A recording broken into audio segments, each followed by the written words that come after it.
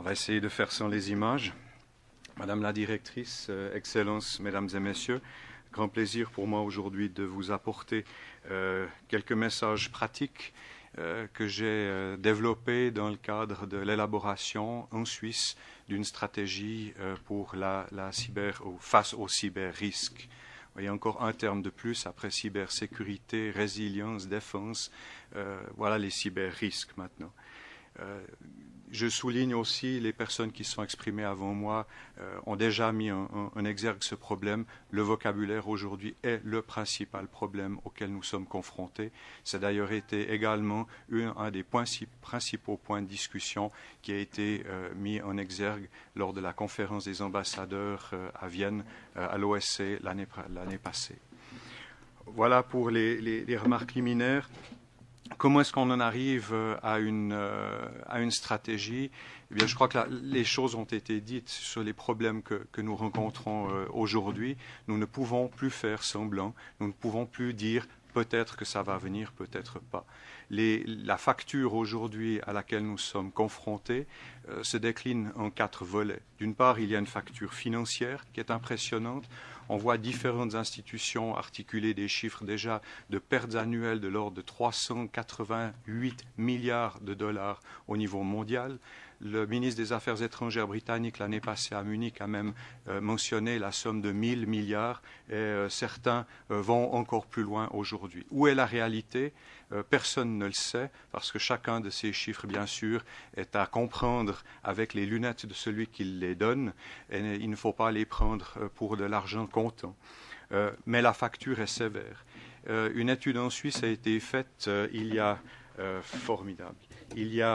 maintenant quelques années pour savoir quel était le coût, quel était le coût d'une semaine sans Internet pour la société suisse.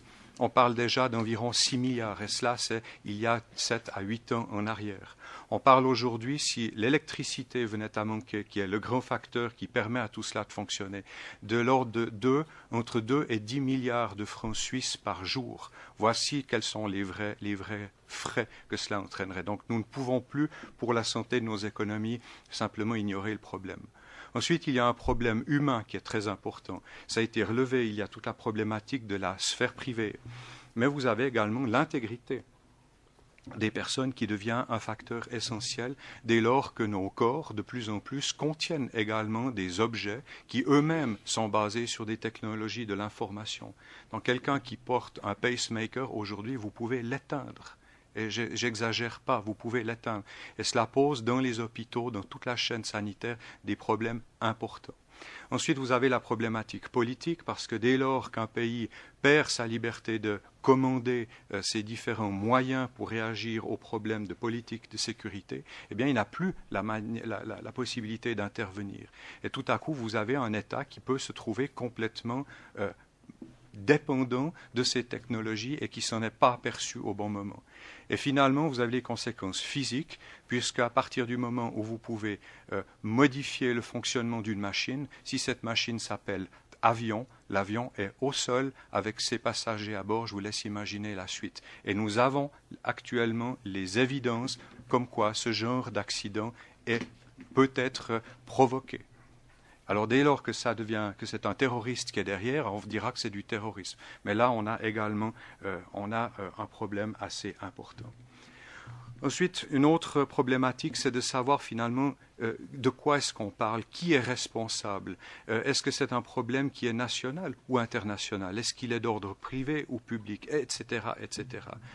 Vous me pardonnerez, c'est un petit peu de la rocket science. On a essayé ici de faire une petite surface pour essayer de dire qui, au quotidien, est face au problème et doit donc quelque part aussi participer à son solutionnement. Et vous voyez que ce problème, il est pour tout le monde à la fois.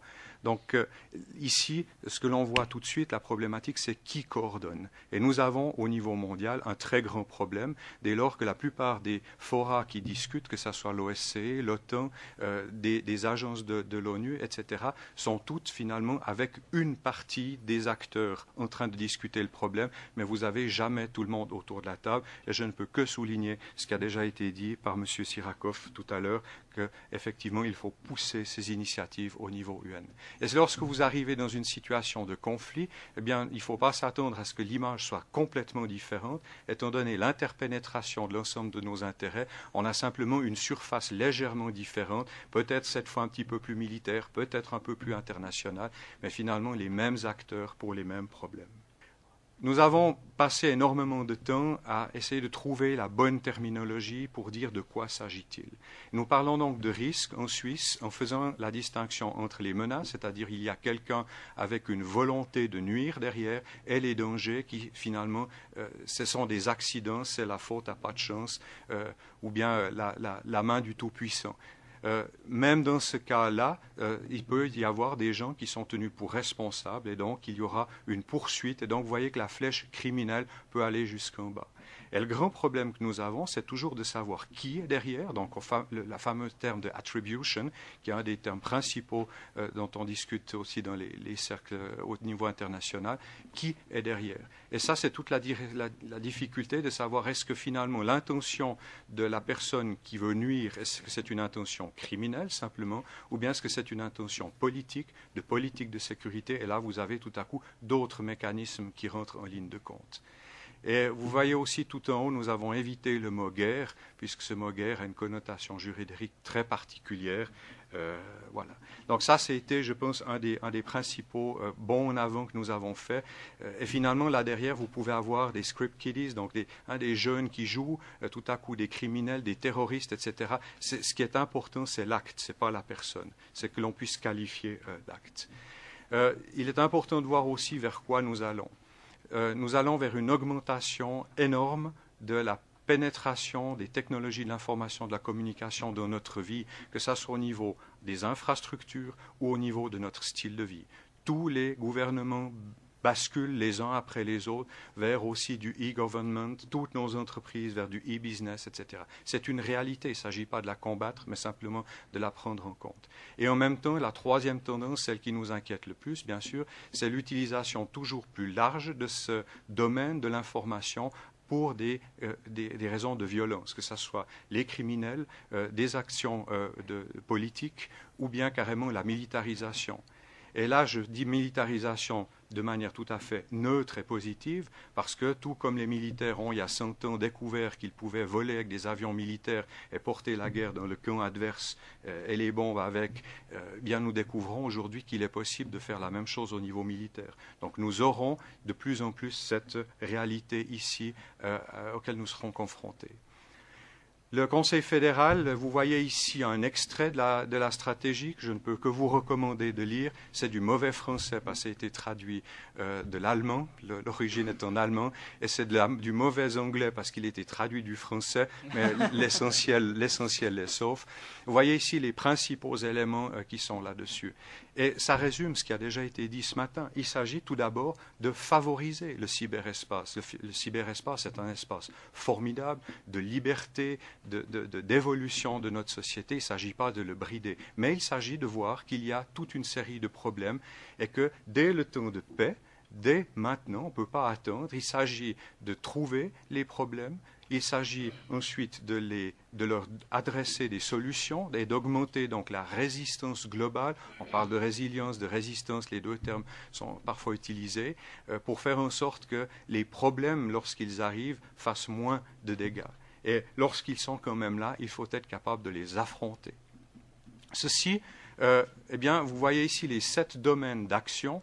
Donc c'est vrai que derrière, il y a toujours un petit peu de technique quelque part, mais principalement, il s'agit de savoir où sommes-nous vulnérables, d'avoir une véritable cartographie des risques, de savoir exactement qui nous menace et pourquoi, de savoir aussi quelles sont les personnes qui sont capables de nous apporter des solutions. Et là, en Europe, et en l'occurrence en Suisse, nous avons un énorme problème du nombre d'ingénieurs et de personnes spécialisées capables d'apporter en fait dans les entreprises, dans les gouvernements, les solutions. Nous avons besoin de former des jeunes. Nous avons toute la problématique des bases juridiques aussi qui a déjà été évoquée, qui doit être véritablement poussée. L'international, le développement et la recherche et la continuité des crises. Là, nous devons être capables de gérer les crises. C'est plus la même chose qu'une guerre classique. Nous n'avons plus du tout les mêmes acteurs autour d'une table. Donc voilà les domaines d'action sur lesquels la Confédération suisse pousse pour régler le problème à son niveau. Vu sous un autre angle, vous avez ici l'architecture, et vous voyez le socle, cette société doit être résiliente. Le terme PPP, Public-Private Partnership, parce que de nouveau, nous ne sommes pas capables de le faire seul au niveau du gouvernement. Et puis le cadre de la coopération internationale, d'un contrôle politique étroit. Là, il ne s'agit de nouveau pas de faire n'importe quoi, et donc d'un cadre légal aussi qui en découlent, et les 4 compétences clés dont nous avons besoin: le renseignement, savoir d'où viennent les coups, d'où viennent les menaces, la compétence de poursuite pénale, parce qu'il s'agit d'activement suivre autant que faire se peut tout acte criminel et de le punir, et d'avoir les compétences aussi technico-opératives pour donner des réponses, le tout avec une coordination. Presque pour terminer, ici, des termes aussi qu'on a entendus. Pour nous, la solution ne peut passer que par l'anticipation, sur le très long terme, qui nous permettent de prévenir, mais sur aussi le très court terme, qui nous permettent de réagir. Ces 3 termes ici sont essentiels.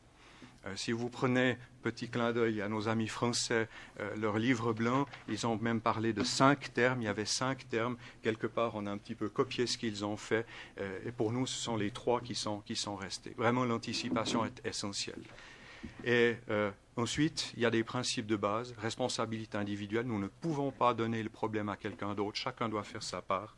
Il s'agit de collaborer. L'État doit être là en subsidiarité. Il ne peut pas tout régler, mais il a des domaines de compétences clés.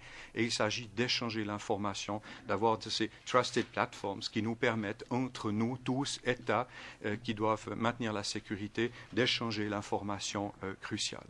Voilà, en guise de conclusion pour nous, un risque qui est quotidien, qui est malheureusement encore largement sous-estimé, une évolution qui va très vite, qui crée des problèmes importants. Et là, je ne suis pas Madame Soleil, mais je vous ai quand même mis une boule de cristal. Il faut impérativement là que l'on aille vers l'avant. Il y a de très bons documents, notamment aussi de l'OCDE, qui ont été publiés dernièrement sur ces thèmes.